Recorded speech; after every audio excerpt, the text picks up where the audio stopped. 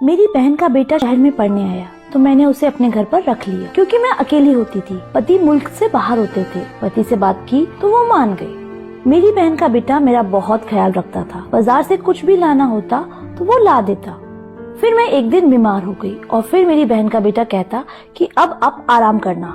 रात को वो मुझे दूध के साथ दवा खिलाकर चला जाता। जब सुबह उठती तो मुझे बहुत सुकून होता। एक दिन मेरे पेट में बहुत दर्द हो रहा था। डॉक्टर के पास गई। डॉक्टर ने कहा कि तुम गर्भवती हो। मेरी तो जान निकल गई और आसमान मेरे सर पर आ गिरा। मैं आश्चर्य से डॉक्टर की शक्ल को देख रही थी जो मुझ पर ऐसा धमाका कर चुकी थी कि मेरे सोचने और समझने की क्षमता ही खत्म हो चुकी थी। मुझे ऐसा लग रहा था कि मुझ पर आसमान ही आ गिरा हो। ऐसा कैसे मुमकिन था? मैं मान ही नहीं सकती थी। मैंने डॉक्टर साहिबा से कहा कि आपको जरूर कोई गलतफहमी हुई है।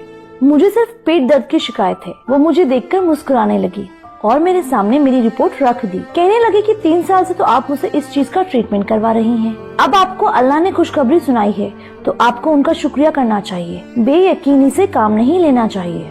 मैं अपनी रिपोर्ट देखकर बदहवास हो गई थी। मुझे नहीं मालूम था कि मेरी जिंदगी में ऐसा भयानक मोड़ आ जाएगा। मैं तो सुनकर ही चकरासी गई थी। मेरी शादी को 4 साल हो चुके थे। मेरे शौहर की नौकरी बाहर के मुल्क में थी। वो साल में बस चंद महीनों के लिए ही पाकिस्तान आते थे और उस वक्त मेरी ख्वाहिश थी कि उस दौरान मैं उम्मीद से हो जाऊं ताकि मेरा दिल बच्चे में लग जाए। लेकिन हर बार मुझे मायूसी का ही मुंह देखना पड़ता था। लेकिन अभी तो वो परदेश में थे। मैंने डॉक्टर से कुछ न कहा, अपनी रिपोर्ट पकड़ी और मरे मरे कदमों से बाहर आ गई। मेरे दिमाग ने उस वक्त बिल्कुल काम करना बंद कर दिया था। ये कैसे हो सकता है? मैं और माँ।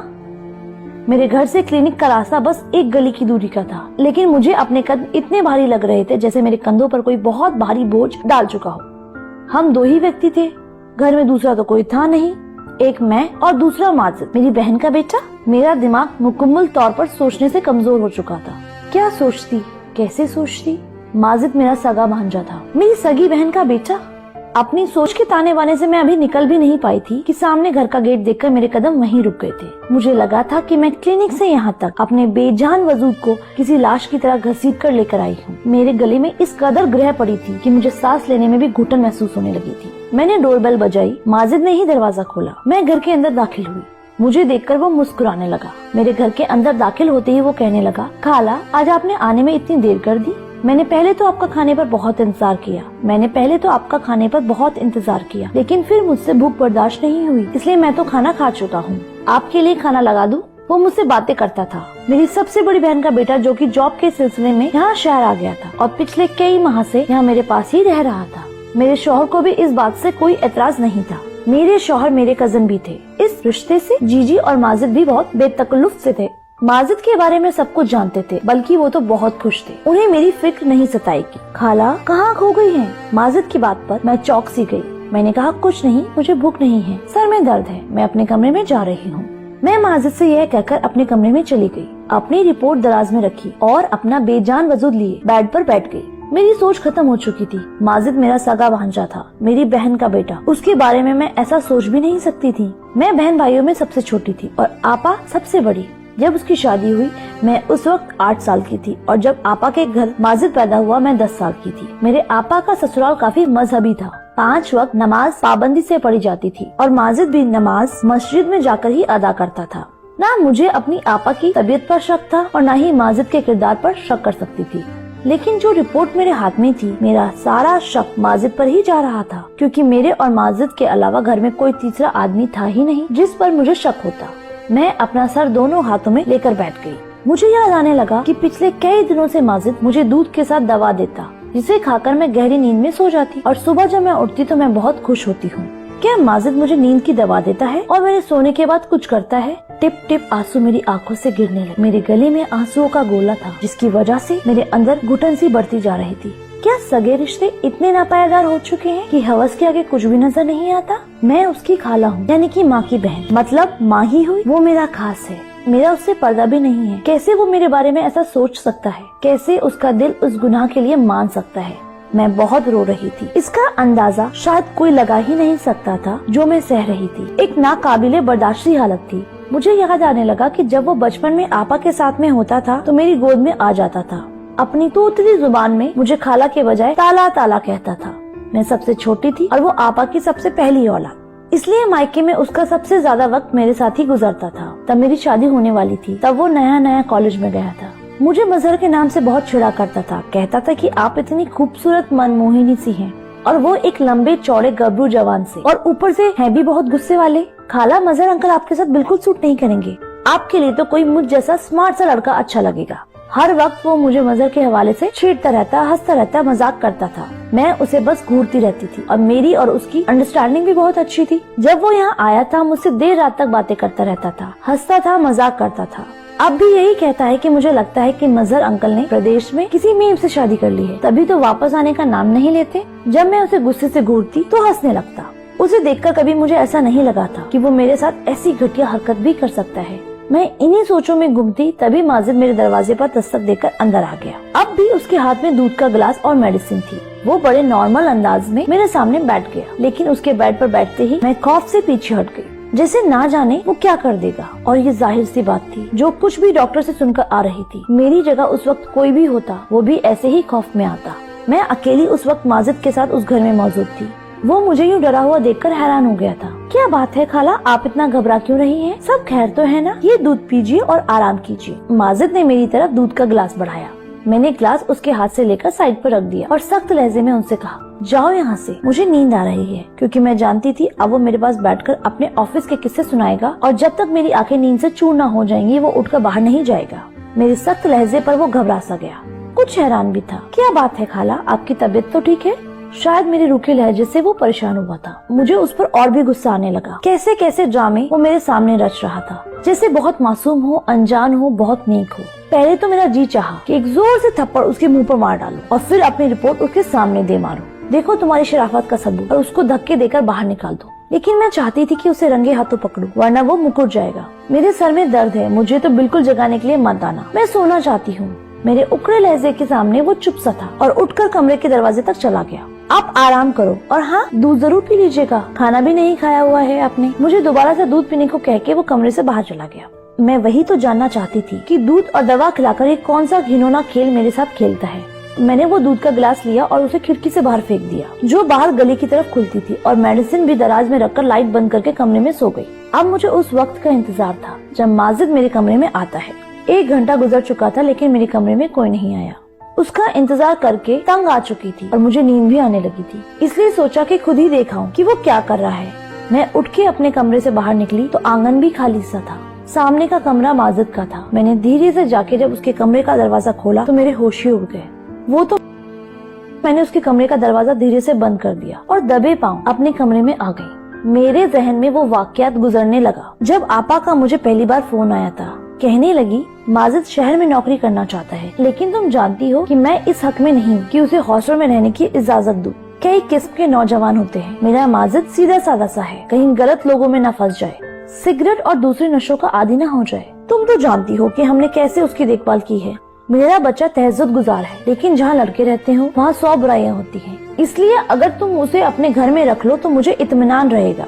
उस वक्त तो मैंने बड़े ही फिराक दिली दिखाते हुए हामी भर ली थी कि माजिद मेरा भांजा ही नहीं बेटा भी है। जाहिर है वो मेरा सगा भांजा था और भांजे और बेटे में कोई फर्क नहीं होता। मेरा सिर दर्द से फटने लगा। मेरा भांजा उस वक्त अपने कमरे में बैठा सिगरेट पी रहा था। मेरी तरफ उसकी पीठ थी, इसलिए वो इस बात से अनजान था। मेरी आपा दिल की मरीज है। अगर वह सच जान जाएगी माजिद ने मेरे साथ क्या किया है, शायद सुनते ही मर जाएगी। लेकिन मैं सोच सकती थी कि माजिद को सुबह ही कह दूंगी कि वो अपने रहने का इंतजाम कहीं और कर ले। मैं उसे अपने घर पर नहीं रख सकती। मैंने अपना कमरा लॉक किया और सो गई। सुबह मेरा दरवाजा बड़ी जोर से धड़धड़ाया गया। मैं उठी और दरवाजा खोला। जब मैंने दरवाजा खोला, सामने देखा माजिद मुझे बहुत गुस्से से देख रहा था। दरवाजा क्यों लॉक किया था आपने खाला? उसका मुझ पर रौब जमाकर पूछना तो मुझे दबा के रख दिया।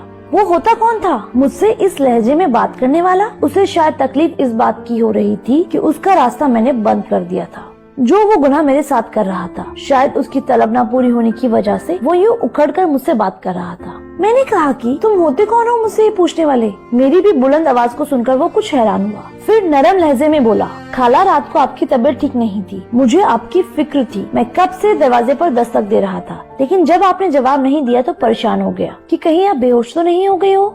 इसलिए मैंने दरवाजा खोलना चाहा तो वो लॉक था, इसलिए मैं परेशान हो गया था। आप प्लीज दरवाजा लॉक मत किया करें। मुझे उसकी झूठी फिक्रमंदी और दिखावे की परेशानी देखकर बहुत गुस्सा आया। मैंने कहा कि मेरी फिक्र करने की तुम्हें कोई जरूरत नहीं है, मैंने तीखे लहजे में कहा और अपने कमरे से बाहर निकल गई। अपने लिए नाश्ता बनाया और नाश्ता करके अपने पड़ोस में अपनी एक सहेली के घर चली गई। मेरे पड़ोस में भी मेरी उम्र की ही लड़की रहती थी, शादीशुदा बच्चों वाली थी। जब मेरे मियाँ मुल्क से बाहर जाते वो औरत बहुत ख्याल रखती थी मेरी उससे दोस्ती भी बहुत थी। उसके शौहर भी मुझे छोटी बहन जैसा ही समझते थे। जब भी बाजार से कुछ लेने जाते तो मुझसे पूछते कि बहन कुछ मंगवाना तो नहीं है, बिना तकलीफ के बता दिया करो। मैं अक्सर ही उनसे सामान मंगवा लिया करती थी, लेकिन जब से माजिद आया था मैं हर काम माजिद से ही कहती थी। उस वक्त तो मुझे अपने पड़ोस जाहिदा से ही काम था कि मुझे अपना अबॉर्शन करवाना था। मेरे मियाँ 2 माह बाद आने वाले थे। मेरे पास इस गुनाह को खत्म करवाने के अलावा कोई दूसरा रास्ता ही नहीं था, लेकिन मुझे ये नहीं समझ आ रहा था कि जाहिदा से कहूँगी क्या। ना जाने वो मेरे बारे में क्या सोचेगी, लेकिन मुझे किसी न किसी औरत की तो जरूरत थी, वो भी बिना सच बताए। मुझे यह कदम उठाना ही था, क्योंकि अगर आपा को मैं सच बताती हूँ तो वो सह ना सकती। अगर शौहर से सब कुछ कहती हूँ तो वो मुझे कभी अपनी पत्नी न मानता, मेरा घर बर्बाद होकर रह जाता। मैं एक ऐसी कशकश का शिकार थी कि मैं ही जानती थी। मैंने जाहिदा से कहा मेरे पेट में बच्चा है और मुझे उसका अबॉर्शन करवाना है, इसलिए वो मेरे साथ डॉक्टर के पास चले। वो मेरी बात मान गई। मैं अपने डॉक्टर के पास नहीं गई थी जिससे कई सालों से मैं इलाज करवा रही थी, बल्कि एक नई लेडी डॉक्टर के पास गई और उससे कहा कि वो मेरा एक काम आराम से कर दे तो मैं उसे ठीक ठाक पैसे दे दूंगी। वो लेडी डॉक्टर मान गई, लेकिन उसी रात मेरे साथ कुछ ऐसा हुआ कि मेरी रूह कांप गई। मैंने रात को घर आते ही माजिद से कह दिया कि मैं तुम्हें अपने घर पर नहीं रख सकती हूँ, इसलिए 2-3 दिन में वो अपने रहने का इंतजाम जहाँ चाहे वहाँ कर ले। मेरी बात सुनकर वो हैरान सा होकर रह गया। खाला, ये क्या कह रही हैं आप? मैं क्यों आपको छोड़कर जाऊंगा? मेरा मसला नहीं है, मैं तो कहीं भी रह लूंगा, लेकिन आप अकेली कैसे रहेंगी? मुझे माजिद की मेरे लिए फिक्रमंदी भी खल रही थी। मैंने कहा मैं तुम्हारे आने से पहले भी तो अकेली ही रहती थी, जल्द से जल्द अपना इंतजाम कर लो। वो जवाब में कुछ नहीं बोला, लेकिन चेहरे से परेशान जरूर लग रहा था। मैं अपने कमरे में आकर सो गई। अब मैं कमरा लॉक करके सोती थी। कुछ ही देर में मैं सो गई, फिर मुझे कुछ होश ही नहीं रहा था। रात को जब मेरी आँख खुली तो मुझे लगा कि मेरे बराबर में कोई सो रहा है, लेकिन मेरे कमरे में बहुत अंधेरा था कि मैं उस शख्स को देख ही नहीं पा रही थी। बस ये नजर आ रहा था कि मेरे बराबर में कोई सो रहा है। मैं बुरी तरह से डर गई थी। मुझे जल्दबाजी में कुछ न सूझा तो मैं चिल्लाने लगी। अगले ही पल मेरे बराबर में लेटा हुआ शख्स उठकर बैठ गया। इससे पहले कि मैं बेड से उठकर जाती, उस शख्स ने मेरे मुंह पर हाथ रख दिया।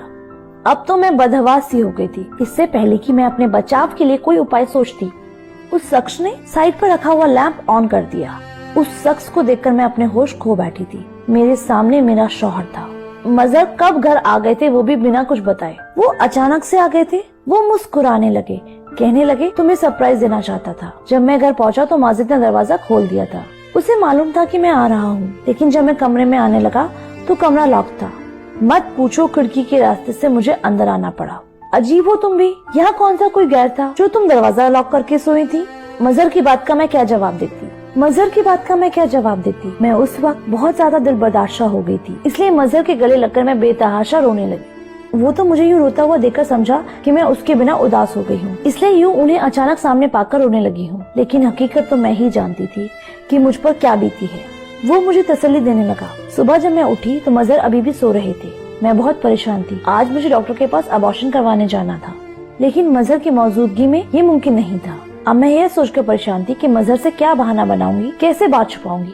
मैं परेशानी से बाहर लाउंज में बैठी थी। तभी माजिद किचन से निकला। वो अपने लिए नाश्ता बना के टेबल पर रख रहा था और मुझे देखकर मुस्कुराकर कहने लगा, खाला कैसा लगा आपको अंकल का सरप्राइज? मैंने उसे नफरत से देखा और कहा, किस कदर ढीठ और ड्रामेबाज इंसान हो तुम। ऐसी मासूमियत से भरी अदाकारी कैसे कर लेते हो? शर्म नहीं आती तुम्हें? एक तरफ खाला कहते हो, दूसरी तरफ। मैं ये सब सहकर थक चुकी थी, इसलिए बिना लिहाज के मुंह पे जो भी आया उसे कहना शुरू कर दिया। और वो ऐसा ढीठ था कि अब भी मुझे हैरत से देख रहा था। कहने लगा, खाला क्या कह रही हैं आप? मुझे आपकी बात बिल्कुल समझ नहीं आ रही। मैंने ऐसा भी क्या किया है जो आप इस तरह से मुझसे बात कर रही हैं? माजिद की बात पर मैंने उसे ताजुब से देखा और अपने कमरे में चली गई। मजहर अभी भी सो रहे थे। दराज से अपनी रिपोर्ट निकाली और कमरे से बाहर आ गई। माजिद अब टेबल के पास खड़ा था। मैंने वो रिपोर्ट उसके मुंह पर मार दी, जो उसके चेहरे से टकराकर जमीन पर गिर गई, और कहा, ये पढ़ो और अपना गंदा चेहरा लिखकर मजहर के उठने से पहले दफा हो जाओ मेरे घर से। मैंने गुस्से से दबे लहजे में कहा, क्योंकि मैं नहीं चाहती थी कि मजहर को इस बात की भनक भी लगे।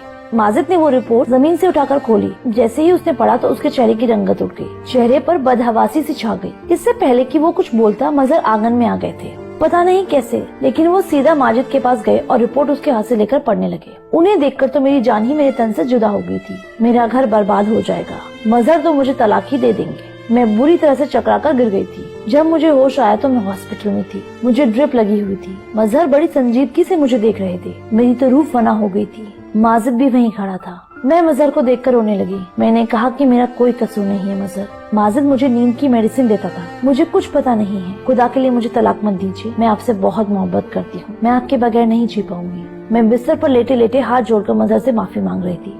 वो मेरे पास आए, मेरे जुड़े हुए हाथों को अपने हाथों में लिया और कहने लगे, तुम परेशान मत हो, मैं तुम्हें नहीं छोड़ूंगा। मैंने तुम्हारे सारे टेस्ट नए सिरे से करवाए हैं। तुम प्रेग्नेंट नहीं हो। शायद किसी और की रिपोर्ट तुम्हारी रिपोर्ट से बदल गई थी। ना तुम गुनहगार हो और ना ही माजिद ने ऐसा कुछ किया है। तुम उसके किरदार पर शक मत करो। बस एक अलग रिपोर्ट के अदल बदल है। यह सब गलतफहमी है। माजिद की तरफ जब मेरी नजर पड़ी तो वो रो रहा था, बिना आवाज के आंसू बहा रहा था। मुझे देखकर मेरे पास आ गया, कहने लगा, खाला आपने सोच भी कैसे लिया कि मैं ऐसा कर सकता हूँ, वो भी आपके साथ। मैंने अपनी माँ में और आप में कोई फर्क नहीं देखा। मैंने तो कभी किसी गैर लड़की को भी नजर उठाकर नहीं देखा। तो आप मेरी माँ की जगह हैं। मैंने कहा कि मैंने तुम्हें नशे की सिगरेट पीते हुए देखा था। वो कहने लगा कि मैं नशे की सिगरेट हरगिज नहीं पीता। हाँ, कभी कभार अपना कमरा बंद कर सिगरेट जरूर पी लेता हूँ। आपका ख्याल इसीलिए रखता था कि मैंने अपना बचपन आपकी गोद में गुजारा है। इसीलिए जैसे मैं अपनी अम्मी के लिए खाने पीने और दवा का ख्याल रखता था, आपका भी रखने लगा। मुझे पता होता कि आपको मेरी वजह से तकलीफ होती थी तो मैं कभी भी यहाँ आता ही नहीं। वह रो रो कर अपनी बातों को वजाहत दे रहा था। एक गलत रिपोर्ट ने मुझे शर्मिंदा करके रख दिया था। क्या किया मैंने अपने भांजे के खिलाफ, ये नहीं सोचा था मैंने। लेकिन मेरे दिमाग में ये भी ख्याल नहीं आया कि अक्सर रिपोर्ट भी गलत निकल आती है। मैं सोच रही थी कि काश एक बार अपनी रिपोर्ट दोबारा से टेस्ट करवा ली होती तो ऐसा ना होता। धन्यवाद दोस्त।